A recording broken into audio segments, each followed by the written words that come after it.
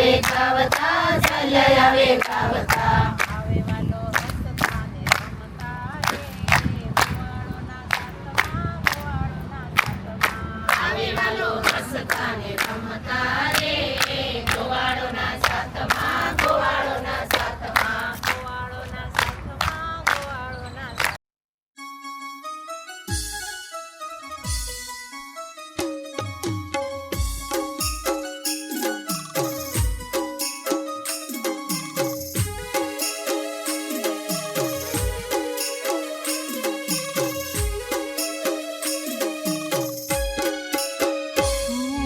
હારે રામ આવે આનંદ વધામણા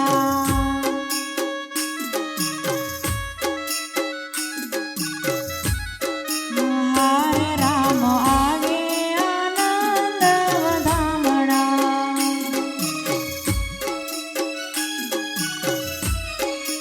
હારે આવે રઘુવર લાવો ધામણા હોજી રે રામ આવે આનંદ વધામણા હારે રામ આવે આનંદ વધામણા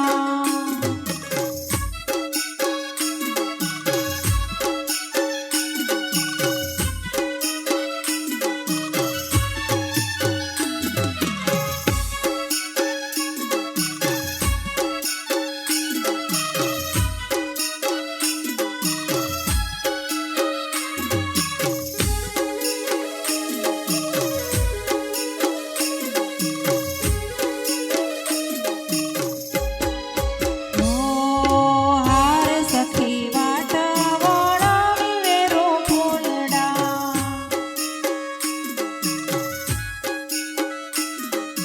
હારે સખી વાટ વણાવી વેરો ફૂલડા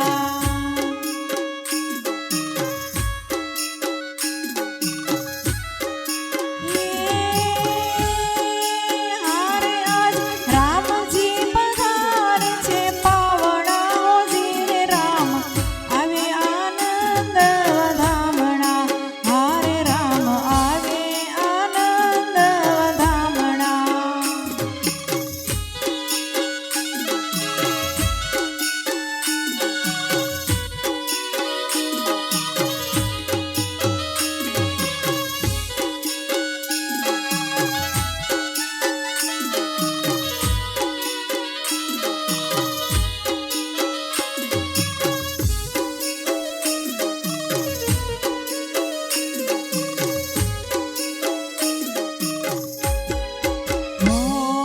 હારે લિયો લિયો સામૈયા સુંદરી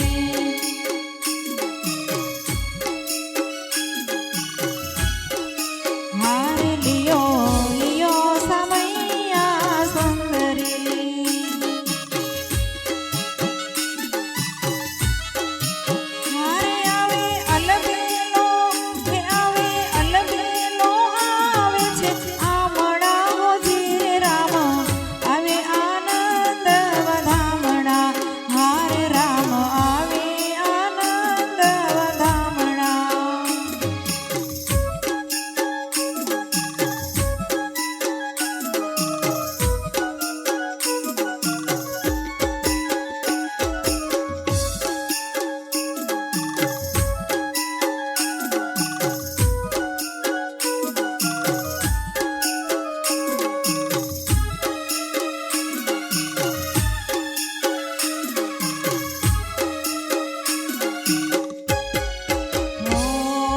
હારે સખી ઘર ઓસરીને આંગણો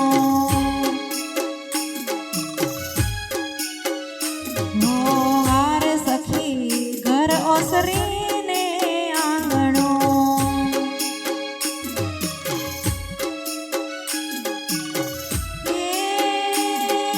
હારે રઘુવર પધારે સોયામણો હોજી રે રામ આવે આનંદ વધામણા હારે રામ આવે આનંદ વધામણા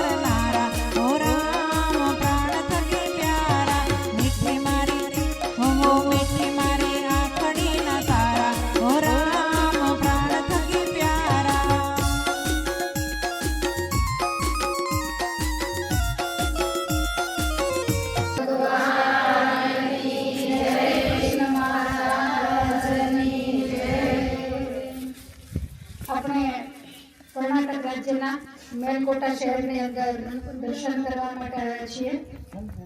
ઘણા બધા સ્થાનો આ શહેરની અંદર પ્રસાદરૂપ છે, એમાં આપણે ત્યાં આવીને બેઠા છીએ.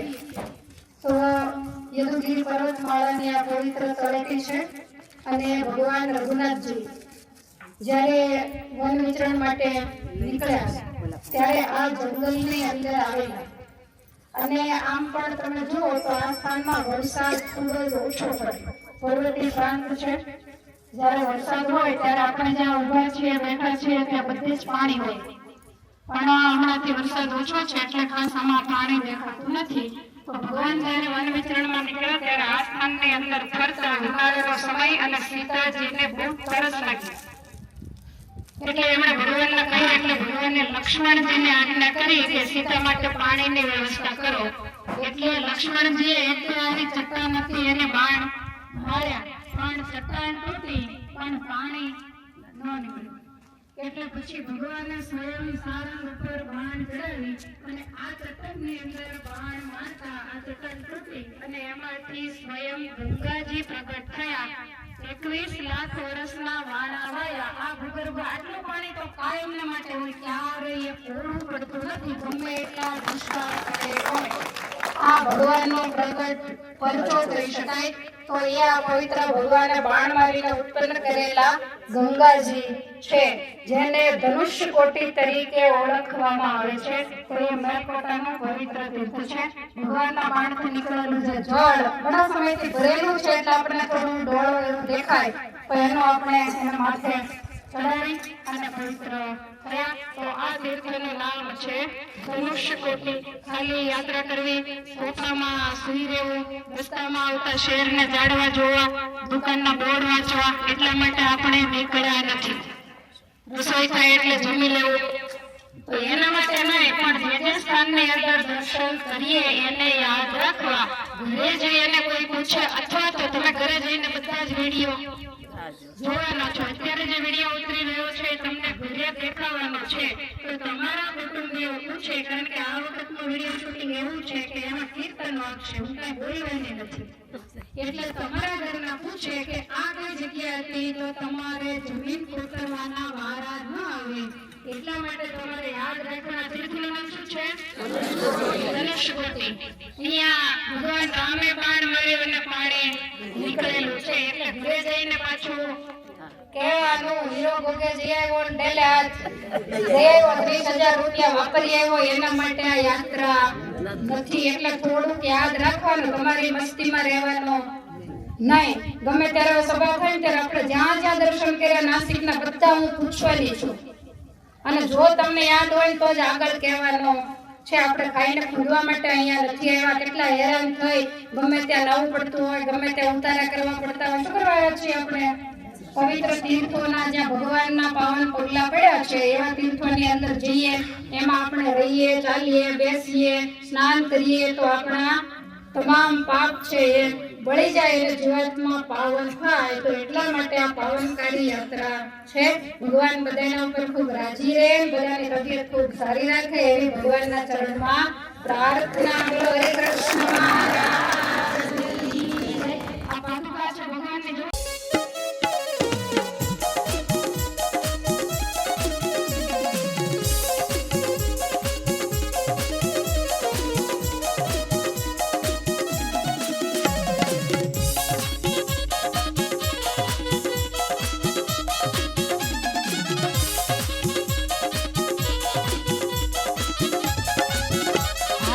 સીતાજીના ભાવે ભરતાર જનકપુર જોવાને આવ્યા. કૌશલ્યાના કોડીના કુમાર જનકપુર જોવાને આવ્યા. સીતાજીના ભાવે ભરતાર જનકપુર જોવાને.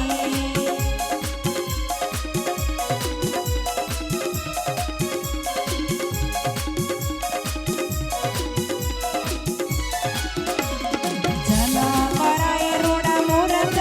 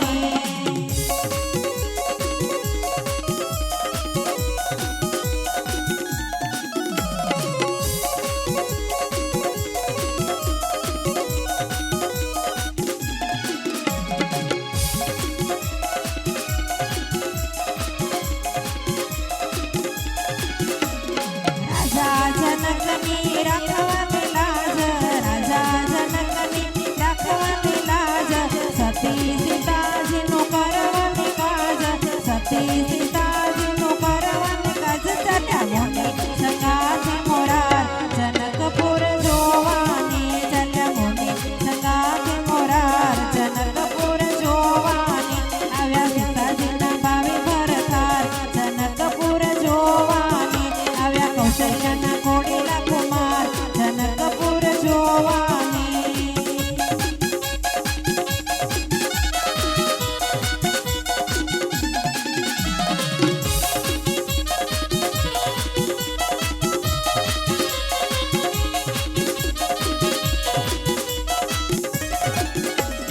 રામ લખન કેરું રૂપ જોઈ